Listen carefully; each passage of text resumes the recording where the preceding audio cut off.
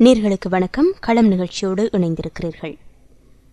தமிழ் கூறும் நல்லுலகின் இலக்கிய விமர்சகரும் திறனாய்வாளரும் சமூக சிந்தனையாளருமான பேராசிரியர் கார்த்திகேசு சிவத்தம்பி தனது 79வது வயதில் புதன்கிழமை இரவு காலமானார். யாழ்ப்பாணம் கரவட்டியை பிறப்பிடமாக கொண்ட பேராசிரியர் சிவத்தம்பி சில காலம் நோய்வாய்ப்பட்டிருந்த நிலையில் தெஹிவளை வெண்டவர் பிளேஸில் உள்ள அன்னாரது இல்லத்தில் புதன்கிழமை இரவு 8 மணியளவில் காலமாகியுள்ளார்.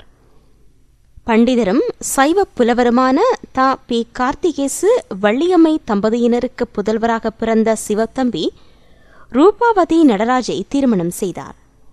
3 பெண் பிள்ளைகளின் தந்தையான இவர் இலக்கியவாதியாகவும் சமூக ஆர்வலராகவும் தமிழ் பேசும் சமூகங்கள் வாழ்கின்ற இடங்களிலெல்லாம் நன்கு அறியப்பட்டவராகவும் விளங்கியவர். ஆரம்ப கல்வியை யாழ்ப்பாணம் கரவட்டி விக்னேஸ்வரா கல்லூரியில் கற்ற இவர் தனது இடைநிலை கல்வியை கொழும்பு ஜாகிரா கல்லூரியில் கற்றதுடன் அந்த கல்லூரியிலேயே ஆரம்பத்தில் ஆசிரியராகவும் பணிபுரிந்தார். பேராதனை பல்கலைக்கழகத்தில் இளமானி பட்டத்தையும் பின்னர் அதே பல்கலைக்கழகத்தில் பயின்று முதுமானி பட்டத்தையும் பெற்றுக்கொண்டார். ஐக்கிய ராஜ்யத்திலுள்ள பர்மிங்ஹாம் பல்கலைக்கழகத்தில் ஆய்வு படிப்பை மேற்கொண்டு முனைவர் பட்டத்தையும் பெற்றுக்கொண்டார். 1978 ஆண்டு தொடக்கம் சுமார் 17 ஆண்டுகள் யாழ்ப்பாண பல்கலைக்கழகத்தில் பணியாற்றினார்.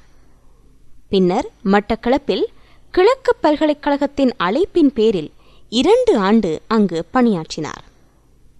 தொடர்ந்து தமிழ் ஆராய்ச்சி நிறுவனத்தின் வருகை பேராசிரியராகவும் ஓராண்டு வரை பணிபுரிந்தார். இந்தியா, இங்கிலாந்து, ஜெர்மனி உள்ளிட்ட பல்வேறு நாடுகளில் உள்ள பல்கலைக்கழகங்களிலும் வருகை பேராசிரியராகவும் இருந்துள்ளார்.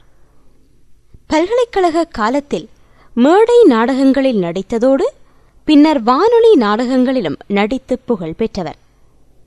இலங்கையர்கோன் எழுதிய விதானியார் வீட்டில் எனும் தொடர் நாடகத்தில் இவரே முக்கிய பாத்திரத்தில் நடித்தார். பல்வேறு துறைகளிலும் ஆய்வுக் கட்டுரைகள், நூல்கள் உட்பட 100க்கும் மேற்பட்ட ஆக்கங்களை ஆங்கிலம், தமிழ் ஆகிய 2 மொழிகளிலும் உருவாக்கியவர். இவர் முதன்மையாக பயின்ற துறைகளுக்கு புறம்பாகவும் பல துறைகளில் ஆர்வம் கொண்டிருந்தார். இவரது ஆர்வம் தமிழ், சமயம், சமூகவியல், மானிடவியல், அரசியல், வரலாறு, கவின்கலை என்று பல்வேறு துறைகளையும் தழுவியிருந்தது. மார்க்சிய சிந்தனை போக்குடைய இவர் யாழ்ப்பாண சமுதாயத்தின் பல்வேறு குறைபாடுகளையும் கடுமையாக விமர்சித்தார். பேராசிரியர் கா சிவத்தம்பியின் ஆளுமை விகர்சிப்பின் சில ஊற்றுக்களை பதிவு செய்யும் வகையில் கரவையூற்று எனும் தலைப்பில் யாழ்ப்பாணம் கரவட்டி விக்னேஸ்வரா கல்லூரி பழைய மாணவர் சங்கத்தின் கொழும்பு கிளை நூல் ஒன்றை வெளியிட்டுள்ளது. இவருடைய நூல்களில் இலங்கை தமிழர் யார் இவர், யாழ்ப்பாணத்தின் புலமைத்துவ மரபு, தமிழில் இலக்கிய வரலாறு, இலக்கணமும் சமூக உறவுகளும், மதமும் கவிதையும், தமிழ் கற்பித்தலின் உன்னதம், சுவாமி விபுலானந்தரின் சிந்தனை நெறிகள், திராவிட இயக்க கருத்து நிலையின் இன்றைய பொருத்தப்பாடு, தமிழ் பண்பாட்டில் சினிமா, பண்டை தமிழ் சமூகம், வரலாற்று புரிதலை நோக்கி உள்ளிட்ட பல்வேறு நூல்களையும் ஆய்வுக் கட்டுரைகளையும் எழுதியுள்ளார். 20ஆம் நூற்றாண்டு தமிழ் இலக்கிய வரலாற்றில் ஈழத்தில் பணிபுரிந்த இவர் மிகப்பெரிய ஆய்வுகளை நடத்தி மேற்குலகத்தில் பரவியிருந்த தவறான சில புரிதல்களை நீக்கி தமிழின் சிறப்பை முன்வைத்தார்.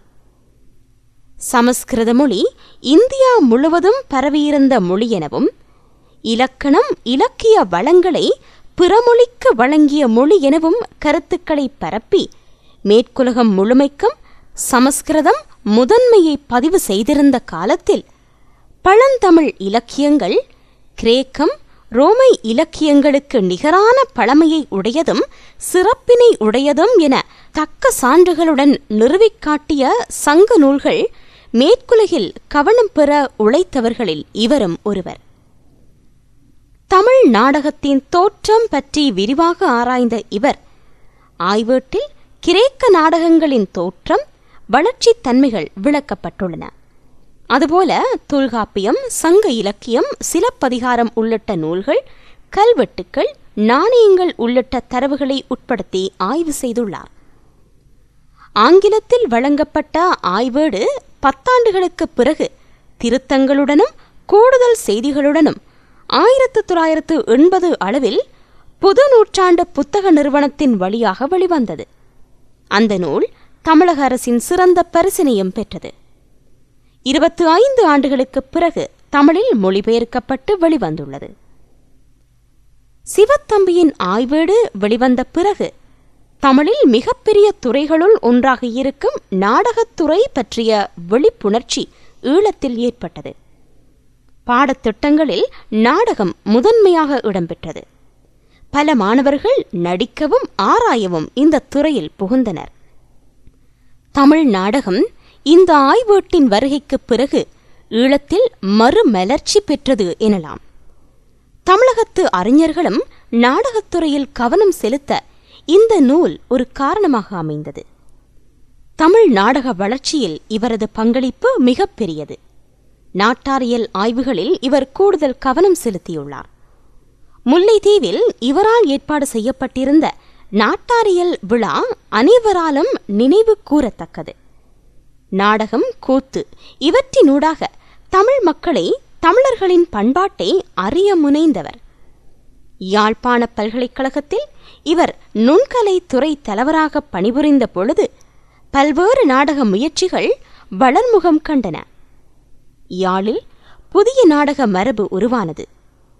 ஈழத்து பகுதியில் நடிக்கப்பெற்ற கூத்துக்களின் வழியாக புதிய நாடக மரபுகளை கட்டமைக்க முயற்சியில் சிவத்தம்பி முன்னின்றார். வன்னி பகுதியில் வழக்கத்தில் இருந்த கூத்துக்கள் உள்ளிட்ட பிற கலைகளை வளர்க்க மாநாடு, கருத்தரங்குகளை நண்பர்களின் துணையுடன் செய்தவர். இவரின் தமிழ் பணிகளை மதிக்கும் முகமாக இவருக்கு தமிழக அரசு திரு வீக்க விருது வழங்கி சிறப்பித்துள்ளது. இலங்கை ஜப்பானிய நட்புறவுக் கழக விருது பெற்றவர். 2000ஆம் ஆண்டில் இவரது பெயர் உலக அளவிலான புலமை பட்டியலில் இடம்பெற்றுள்ளது. பல அமைப்புகள் இவருக்கு பரிசில்கள், பாராட்டுக்கள் வழங்கியுள்ளன. சிவத்தம்பி அவர்களின் 75வது அகவை நிறைவையொட்டி அவரின் அன்புக்கு உரியவர்கள் பல விழாக்களை எடுத்து கொண்டாடியும், அவர்களின் அன்பு வெளிப்படும்படி நூல்கள் வெளியிட்டும், கருத்தரங்குகள் நிகழ்த்தியும் அவரின் தமிழ் பணிகளை மதித்தனர் என்பது குறிப்பிடத்தக்கதாகும். இவரது மரணச் செய்தியை கேள்வியுற்ற தமிழ்நாட்டு இலக்கியவாதிகள், அரசியல் தலைவர்கள், புலம்பெயர் நாடுகளில் வாழும் முக்கியஸ்தர்கள், நம் நாட்டு கலைஞர்கள் எல்லோரும் தமது ஆழ்ந்த அனுதாபங்களை தெரிவித்துள்ளனர்.